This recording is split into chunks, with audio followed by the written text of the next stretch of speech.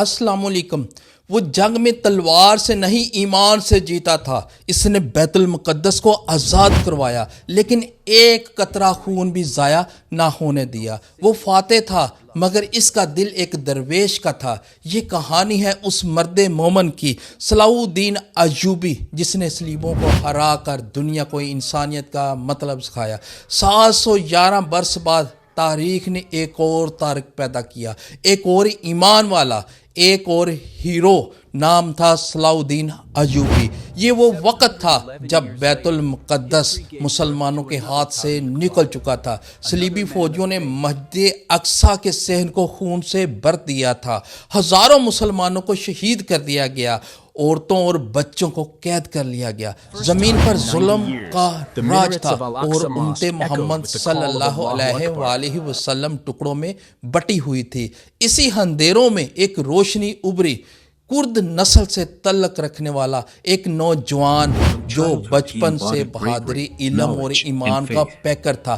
یہی نوجوان آگے چل کر صلاح الدین ایوبی کہلایا۔ صلاح الدین ایوبی کے والد ایک عالم اور سپاہی تھے۔ انہوں نے اپنے بیٹے کو تلوار سے پہلے قرآن پاک سکھایا۔ انہوں نے کہا تھا، بیٹے، طاقت اصل معنی یہ نہیں کہ تم کسی کو زیر کر لو، طاقت یہ ہے کہ تم انصاف پر قائم رہو، چاہے تمہارے خلاف ساری دنیا کیوں نہ ہو جائے۔ یہی سبق صلاح الدین نے اپنی پوری زندگی میں نہیں بھلایا اور اس کو ہمیشہ یاد رکھا۔ وہ ایک بہادر جرنیل تھے، لیکن اس کا دل نرم، چہرہ پرسکون اور الفاظ ہمیشہ عدل سے بھرے ہوتے تھے۔ انہوں نے کبھی کسی قیدی کو اذیت نہیں دی، کبھی کسی دشمن پر ظلم نہیں کیا۔ ان کی نگاہ میں ایمان سب سے بڑی طاقت تھی۔ صلاح الدین ایوبی کا مشن صرف بیت المقدس کو فتح کرنا نہیں تھا، بلکہ امت کو دوبارہ زندہ کرنا تھا۔ انہوں نے امت کے ٹکڑوں کو جوڑا، مصر، شام اور عراق کے حکمرانوں کو ایک جھنڈے تلے لایا۔ انہوں نے مسلمانوں کو یاد دلایا کہ ہم صرف زمین کے وارث نہیں، ہم عدل کے وارث ہیں۔ جب انہوں نے اقتدار سنبھالا، بیت المقدس صلیبیوں کے قبضے میں تھا اور یورپ کے بادشاہ وہاں اپنی صلیبیں گاڑ کر جشن مناتے تھے۔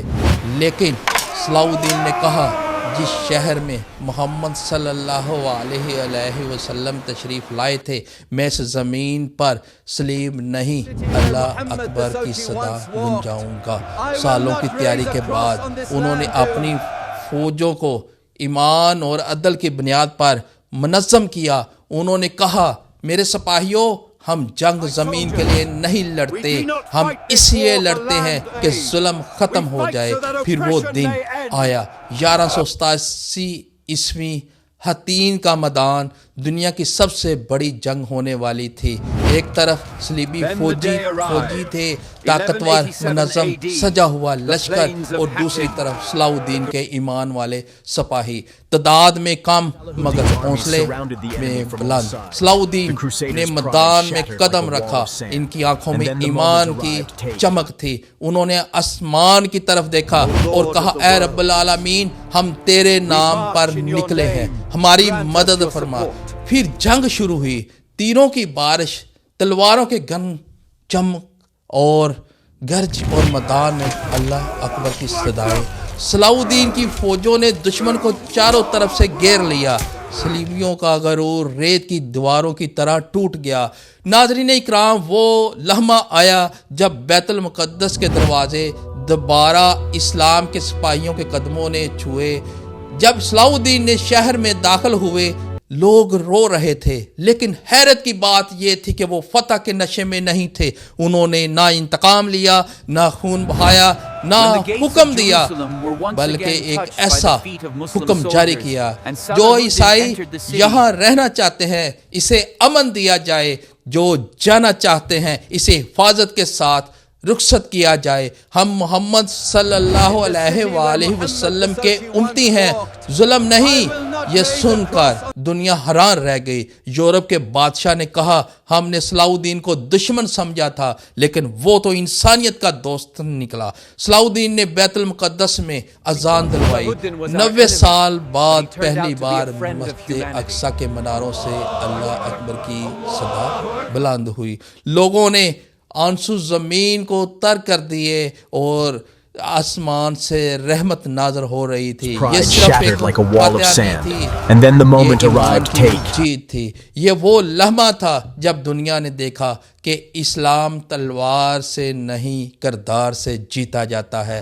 صلاح الدین کی سادگی مشہور تھی۔ وہ بادشاہ تھے لیکن لباس عام سا پہنتے، کھانا سادہ کھاتے، کبھی محل نہیں بنایا۔ ان کے خادم کہتے تھے جب وہ دنیا سے رخصت ہوئے تو ان کے کفن کے علاوہ کچھ نہ تھا، نہ سونا، نہ چاندی، نہ خزانہ، لیکن ان کے پاس وہ دولت تھی جو کبھی ختم نہیں ہوتی تھی۔ عزت، ایمان اور انعام۔ ان کے دشمن تک ان کے کردار کے قائل تھے۔ جب انگلینڈ کے بادشاہ رچرڈ شیر دل ان سے جنگ ہارا تو صلاح الدین نے اس کے بیمار ہونے پر اپنا ذاتی طبیب بھیج دیا۔ رچرڈ نے کہا کہ اگر ایسا بادشاہ عیسائی ہوتا تو ہم اسے سینٹ کہتے۔ یہی تھا صلاح الدین، ایک سپاہی، ایک حکمران، ایک عاشق رسول۔ ان کی آخری سانسوں کے وقت ان کے ہونٹوں پر صرف ایک نام تھا، وہ نام تھا اللہ تعالیٰ کی ذات کا، اور وہ کلمہ جاری تھا، اور آنکھوں میں بیت المقدس کا منظر۔ وہ دنیا سے چلے گئے لیکن ان کا پیغام رہ گیا۔ انہوں نے ہمیں سکھایا طاقت بندوق میں نہیں، عدل میں ہے۔ فتح خون سے نہیں، یقین سے ہوتی ہے۔ صلاح الدین ایوبی نے دکھایا کہ اسلام صرف ایک مذہب نہیں بلکہ ایک کردار ہے، ایک روشنی، ایک انصاف، ایک وفا۔ آج بھی جب ہم بیت المقدس پر ظلم ہوتا دیکھتے ہیں تو لوگ فریاد کرتے ہیں کاش کوئی صلاح الدین ایوبی دوبارہ آئے، لیکن شاید وہ آواز ہم سب کے اندر ہے۔